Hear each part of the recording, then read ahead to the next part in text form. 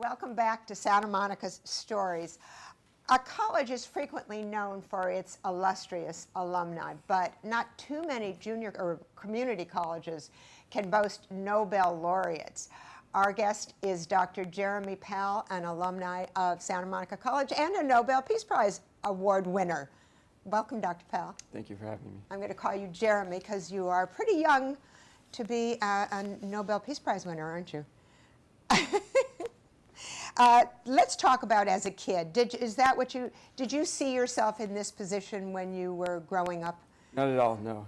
What did you think? What did you want to be when you grew up? It's actually kind of funny. I actually aspired to be a motorcycle racer. So that was sort of my dream. In fact, when I got out of high school, I was more interested in actually racing motorcycles. I also had interest in being a veterinarian, but I didn't want to go to school. It sounded too hard. Yeah, it sounded too hard. In the end, I actually went to school for longer than what it would take to be a veterinarian. Right. And I also was interested in opening a pet store. So, those were when you were little, and then you were a surf. You claim you weren't a surfer, but that you surfed. I surfed. I don't think I was good enough to be called a surfer, but a lot of my friends were good enough to be surfers, so I would surf with them. Mm-hmm. But I actually didn't like going out in the winter time, so I was more of a fair weather surfer. Right. So. In high school, were you a good student? Not at all. I had probably about a 2.5 grade point average, and I wasn't really interested in school at all. My interests were elsewhere, certainly. So, surfing and motorcycling. Right. Yeah. So what made the difference? You went to Santa Monica College. What made the difference?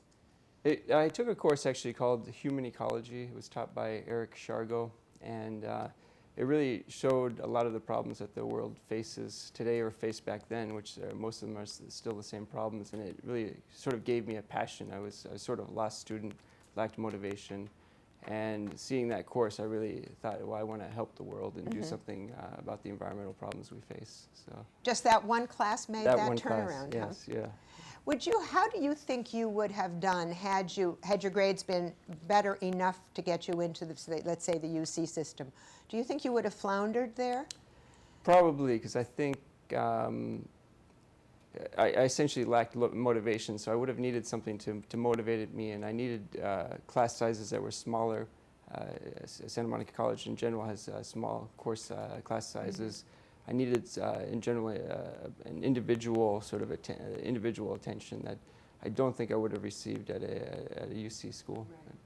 So then after graduating or getting your associate degree at Santa Monica College, you then went on to Loyola Marymount, where you now are actually an associate professor, correct? Right.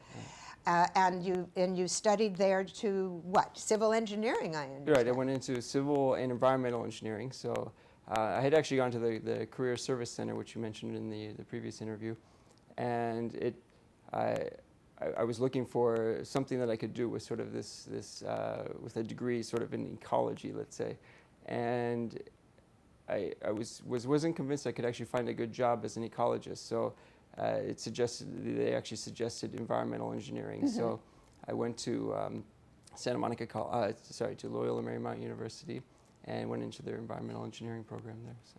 And then went to MIT. Right. Shocking everybody, no doubt, everybody who'd known you in high school. Even myself. And at MIT, tell us what you did.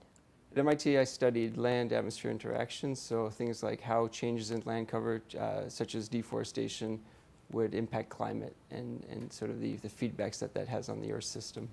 And actually, you just came back from Ethiopia. Right. Looking into something like that, right? Right, exactly. I was part of this Nile Basin initiative for management of the water resources there, essentially in the Nile River, and it was an initiative between Ethiopia, Sudan, and Egypt, and so they're having a lot of problems there with the watershed and erosional problems and proper water management. So you got your master's and doctorate at MIT, right? And then you won your Nobel Prize as part of the team that worked alongside Al Gore. Right. Explain that a little bit. Talk about so that. I was part of the Intergovernmental Panel on Climate Change, and that's what actually received 50% of the Nobel Peace Prize. And so that panel is essentially composed of a couple thousand scientists that put together actually the fourth assessment report. It actually was an agency, a panel that was developed in 1988 by the United Nations Environmental Program and the World Meteorological Organization.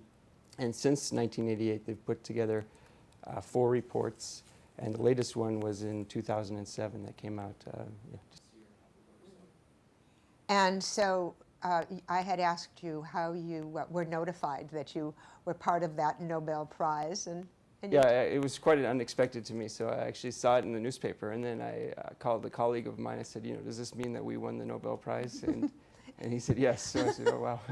Oh, wow. Yeah. So it was quite distinguished recognition.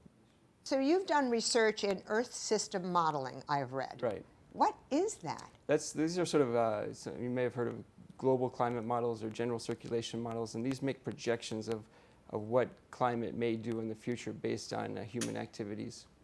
And so they essentially take the globe and divide it up into a bunch of grid cells and model all the physical processes of the Earth system, such as vegetation and winds and precipitation, clouds, these sorts of things. And with the various projections based on socioeconomic assumptions of what we'll do as a society, we can sort of make projections about how climate will change in the future and give us a range, or at least a range of different temperatures and precipitation. Is there any hope for us at all? There is, yeah, I believe so anyway. So. Great.